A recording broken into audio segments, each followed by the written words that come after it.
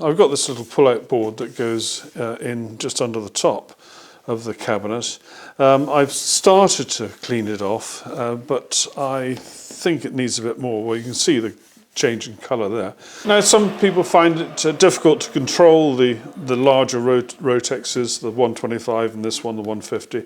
It's a question of you training yourself. It's not a question of breaking the machine in.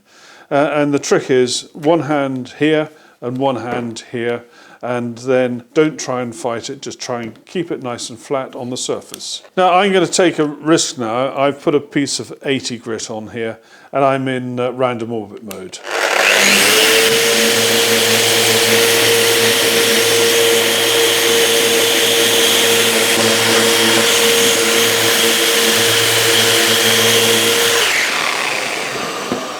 Well, that's pretty good. I don't think I want to risk it going down any further, and as you can see, I've done quite well with that sheet. So I'm going to put on a 180 grit now.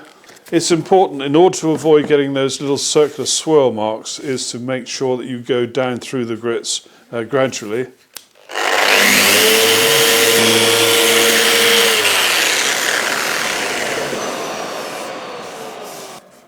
Now, I'm not sure if I've gone through the veneer there. I don't think I have. I think that's just a change in colour there. And certainly the grain of whatever it is underneath there looks almost identical. The front is a little bit of a disappointment, but I think I can overcome that with the finishing by putting a little bit more stain just across there to even it out. Now, I said earlier I'd already tackled this top and I was concerned that the veneer would probably by now be very thin. But I've gone back through and I saw a little opportunity to do a little bit more filling, so I've done that. And just to demonstrate my confidence with a big Rotex 150 sander, I'm going to now just sand this off carefully, of course. I'm in random orbit mode.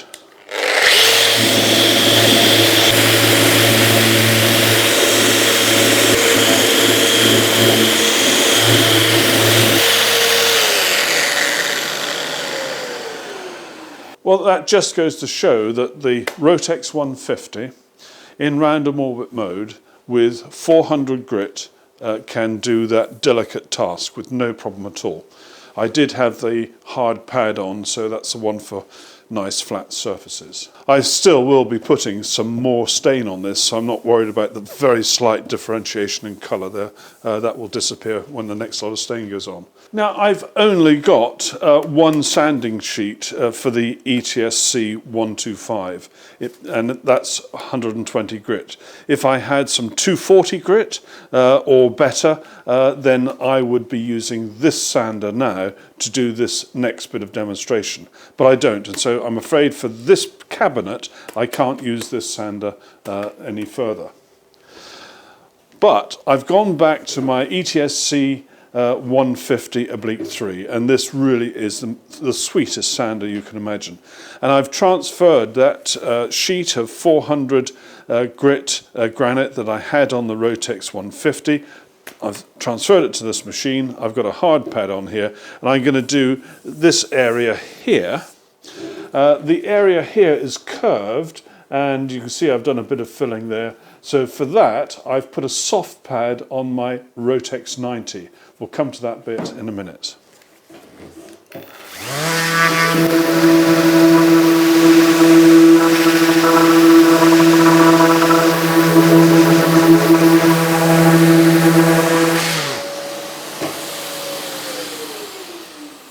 That's fine.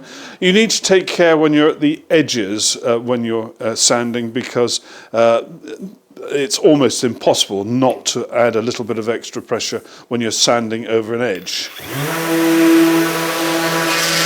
So just take great care.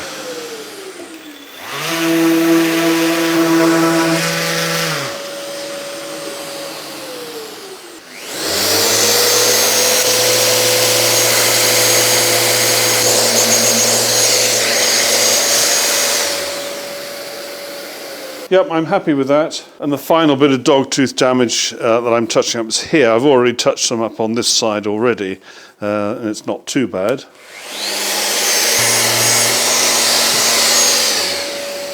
that initial bit was with 180 grit just to get the majority of that filler off. I'm now switching to 400 grit.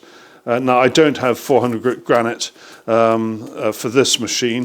This is a piece of brilliant 400 which I happen to have lying around.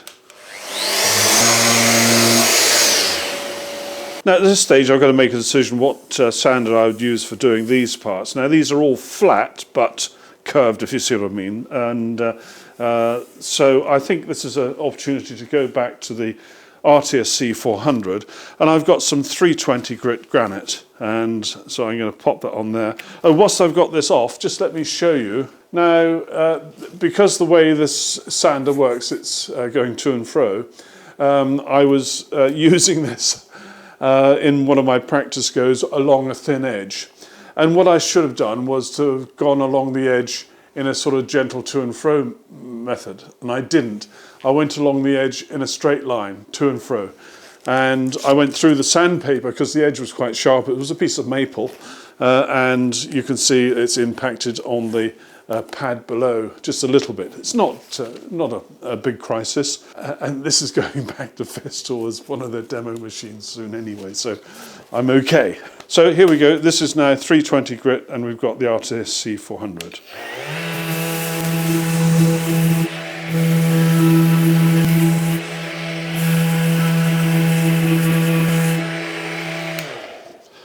Now, the beauty of a cordless sander like this in this situation is that you don't have the hose and the mains lead dragging behind you, so it actually makes it a little bit simpler.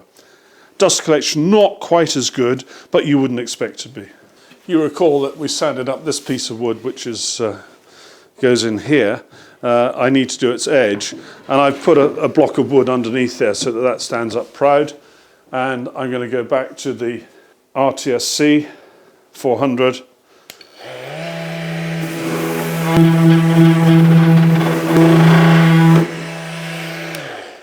I'm just going to kiss that edge with this sanding block.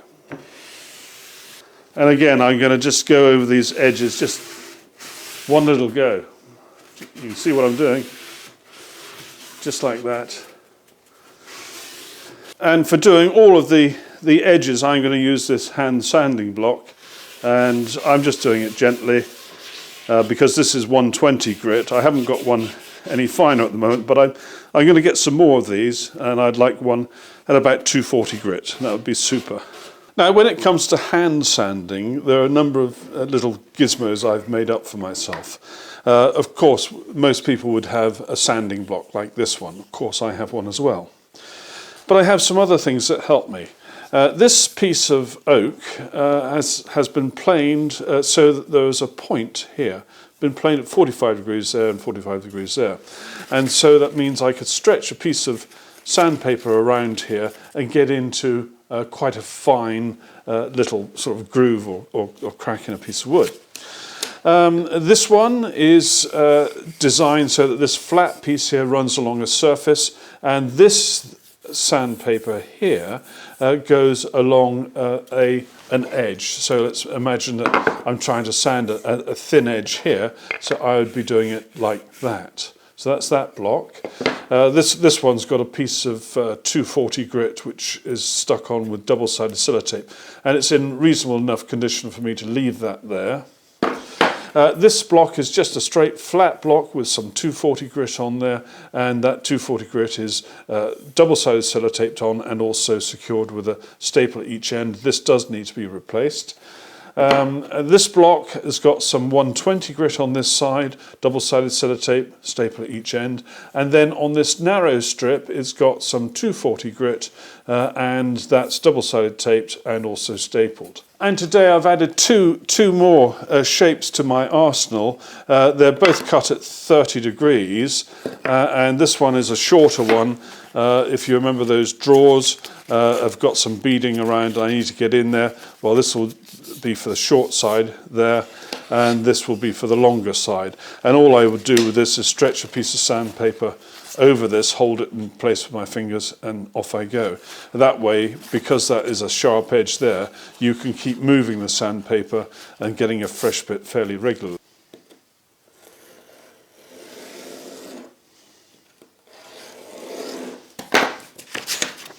And so I've put some double-sided tape on this one, and all I've got to do is very carefully put the new piece of sandpaper on there, go it around the ends.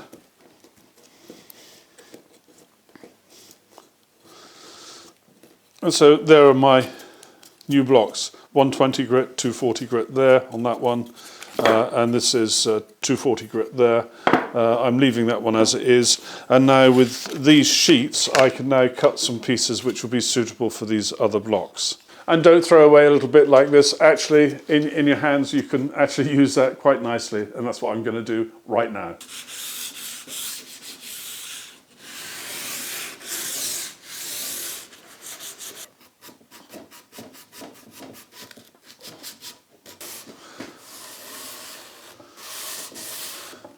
Another useful thing to have if you've got to do the inside of a curved surface is a piece of dowel, and you can have different sizes of piece of dowel, of course, and just wrap your piece of sandpaper around that dowel. It doesn't need to be glued on or stuck on in any way, and just keep your finger over the join and in you go, and you can do the inside of curved bits very easily. And the more you're able to break pieces down into their constituent parts, the easier it will be if you're doing a sort of clean up refurb job. You can see now the inside bottom of this drawer, which was actually very rough. I'm not so worried about it being sort of dark looking, but it was really rough and nasty. Now that I can give that a dark stain, and that will look really nice when it's done. Now there's one thing I should have pointed out a little bit earlier about the difference between a sander which has a random orbit, and that's where the sanding pad will oscillate by whatever pitch it is. In this case it's 2 millimeters, but it'll also rotate. And that is true of my little Rotex 90 and the big Rotexes and many others. Certainly true of this one, and that's really good because you don't get the swirl marks, or certainly you don't get very prominent sort of swirl marks with a machine like this. However, when you take either of these two machines, the DTS C400 and the RTSC 400, and their mains equivalents, then there is a danger you'll get some swirl marks. And that is because the pad can't rotate, and therefore it's not changing the part of the pad that's in contact with the wood all the time. Now, in order to overcome this, you really do need to follow the procedure, which is also recommended for the random orbital ones, of working down through the grits, or up through the grits if the number's getting bigger. So you end up on, I don't know, 240 or 320, 400 grit if you're using a sander like this. And my final sand when I was doing the drawer fronts was with my finest paper, which is 320 grit granite. And I'm pretty sure that that should be okay. And of course the only time you really find out is when you start trying to finish the wood. Well, that's it. Let me just try and sum this up. First of all, I need to thank Festool UK for letting me borrow the 3 cordless sanders, and they will be going back to them very shortly. Now, let me just sum up what I feel about sanders. Now, it will vary according to your needs, and if you're going up a ladder all day, then you'll certainly be looking at cordless sanders. If you're workshop based, you might want a mixture of the two. But let me just tell you about my approach. My first sander I bought was the Rotex 90. It's absolutely sweet, and it really is useful because it has this delta function. And if you're going to buy just one Festool sander, that's the one I'd recommend. I really love the ETS EC150. It really is a super duper sander, and if you put the coarse grit on there, it can do some quite substantial work if need be. Now, I use the Rotex 150 many years ago when I was doing that sawn oak benches and I was cleaning them up and so on. And yet, as I've demonstrated in this video, you can use it for quite delicate tasks as well. Now, I've really gotten to like the DTS 400. That's a really nice sander. And the RTS 400 is excellent too. And their equivalents on the cordless side are equally as good.